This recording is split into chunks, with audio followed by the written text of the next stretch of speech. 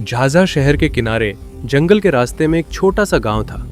वो रास्ता हमेशा सुनसान और डरावना रहता था। उसी रास्ते पर एक खजूर का पेड़ था जो अजीब माना जाता था। गांव वाले कहते थे कि उस पर जाख रहता है, मतलब एक ऐसा परेत कि जिसे भी वो दिख जाए वो आदमी को मारता नहीं, बस एक ही बात कहता है, किसी को मत बताना कि तुमने मुझे देखा, अगर बताया तो उसी समय जान ले लूंगा। ऐसा ही गांव वालों का कहना है। एक दिन उसी रास्ते से लंबू नाम का लड़का पढ़कर घर लौट रहा था। वापस आते आते उसे रात हो गई। अंधेरा गहराता जा रहा था और वो खजूर का पेड़ सामने दिखने लगा था। लंबू की साइकिल की टायर मिट्टी में धंसती जा रही थी। रफ्तार कम होती गई और हवा में अजीब सी चुप्पी उतर आई, जैसे पूरा जंगल उसकी सांसें सुन रहा हो।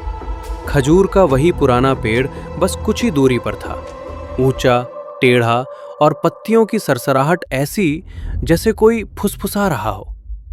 लंबू के कंधे पर रखे बस्ते का वजन अचानक बढ़ गया। उसे लगा जैसे कोई अदृश्य हाथ धीरे से उसके बैग को पकड़ रहा हो।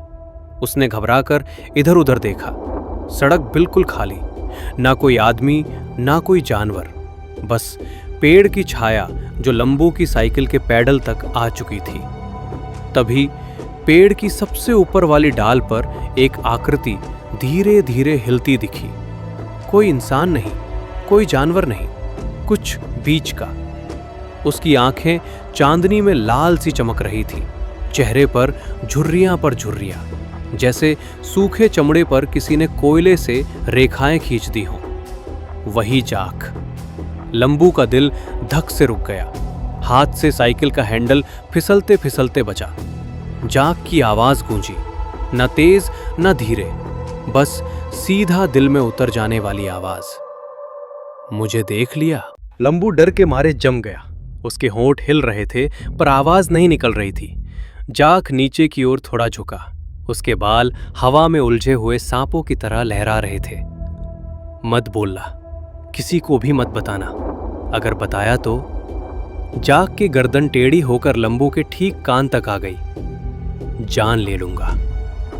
जंगल में एक ठंडी हवा चली और खजूर का पेड़ हिलते हिलते बिल्कुल शांत हो गया, जैसे कोई अदृश्य शक्ति उसके चारों ओर बैठ गई हो।